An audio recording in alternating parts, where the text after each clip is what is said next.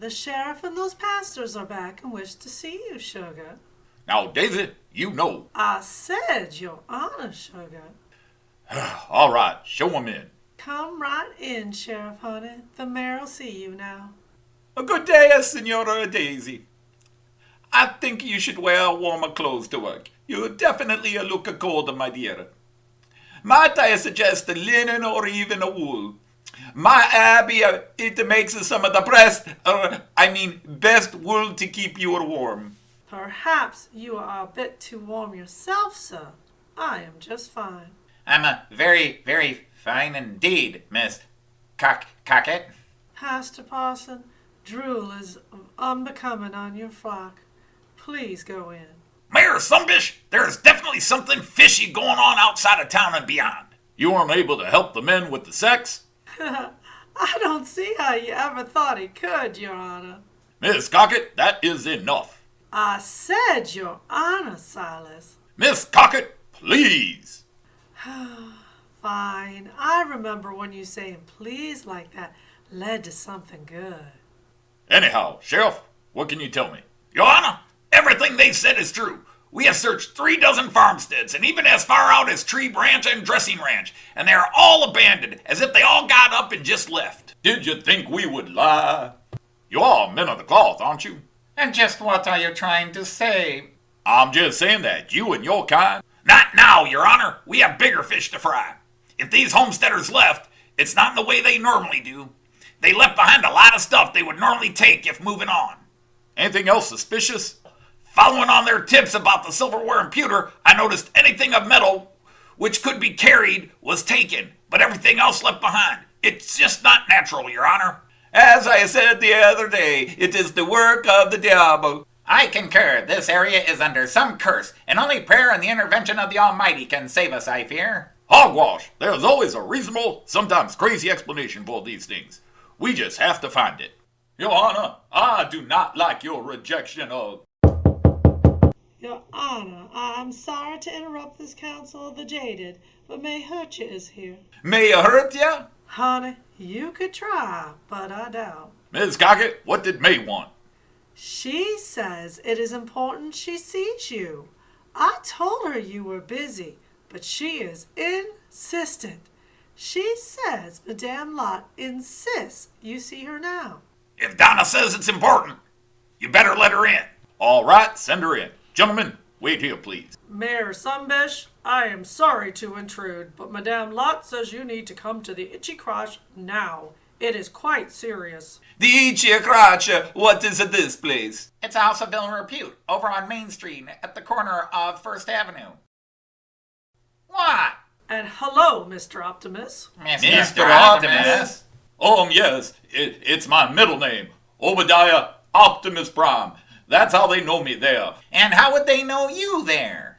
Yes, well, that is the name I go by when I come here to proselytize, yes. Is that what you call it? Well, it is interesting to see you here, transformed, shall we say. Anyway, Your Honor, I must say we miss seeing you. The club is not the same. Yes, well, other matters now take precedent. I will still make my monthly donation. And we are grateful, sir. Madame Lot has sent me here to get you and the sheriff. There's something at the club you need to see and hear, and Madame Lot says it cannot wait. And what may that be, May? I cannot disclose that now. You need to meet her in the executive privilege room quickly. Mayor Sunbish, you know Donna. If she says this is that important, it has to be. We better go. I agree, Sheriff. Gentlemen, this is an emergency. You will have to excuse me. Daisy, if you'd please see these men of the sex out. Do you really want me to help these men with sex, sugar? Ms. Cockett, behave. Oh, fine.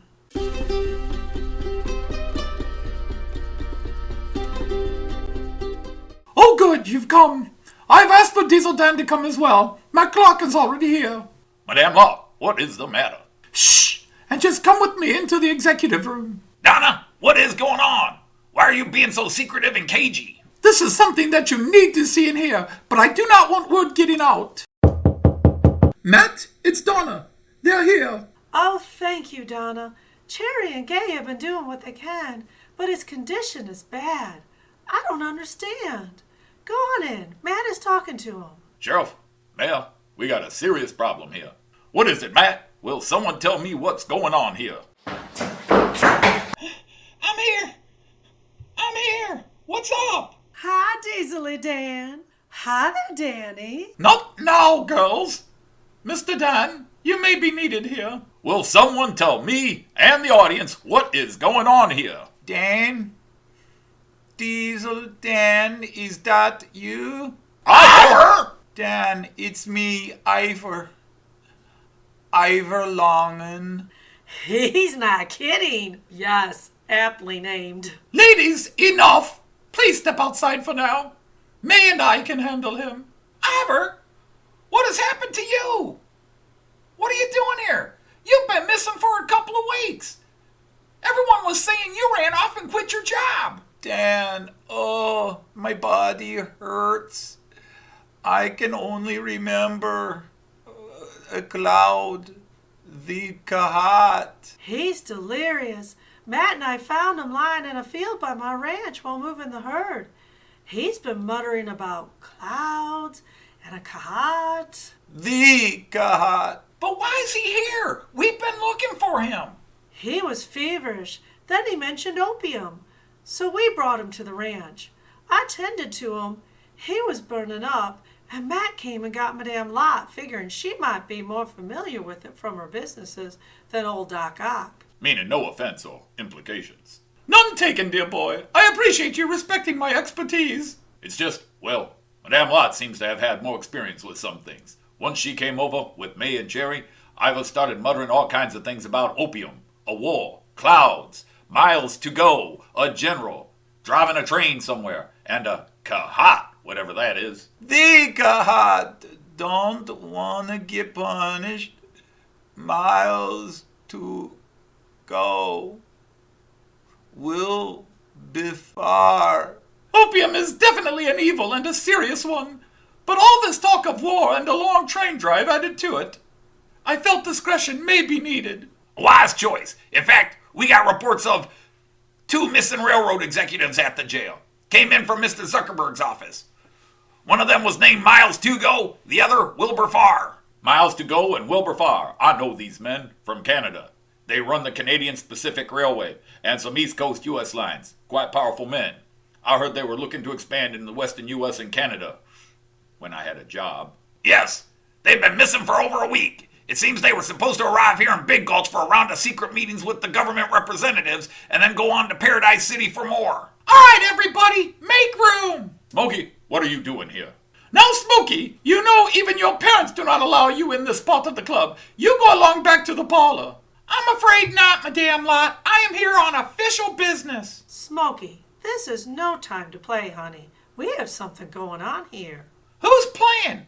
I heard you mention railroad and missing railroad executives. That means this is now my case. Now, Smokey, we tolerate a lot of your shenanigans, but enough is enough. Your Honor, if you're not careful, I will have you removed from this room. While technically you are allowed to be here, I can rule you as disturbing an investigation and have you removed. Smokey, I will. You'll do nothing. I am an official U.S. Railroad Marshal. Is that not right, Matt? Smokey, you are a deputy marshal. Junior deputy marshal.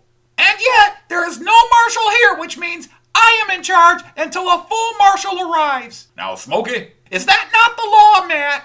Well, yes, but... Now, I am a U.S. Deputy Marshal, and I'm ordering all non-essential people out of this room. That includes Diesel Dan and Madame Lot and her ladies. Sheriff Dannon and Mayor Sumbish, you may remain as you are also officials. Now, Smokey, Ivor is sick and needs attended to. Madame Lot and her ladies. Madame Lot, please have May Hurches stay here to attend to Mr. Longen.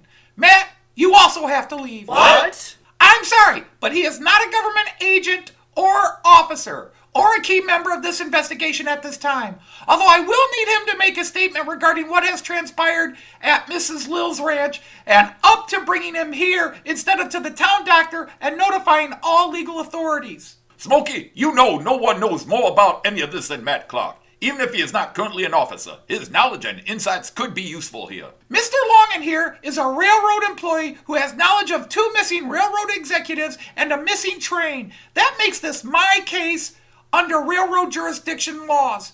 I need all non-essential people out of this room. Sheriff, remove these people. Smokey, this is not right. You can't do this.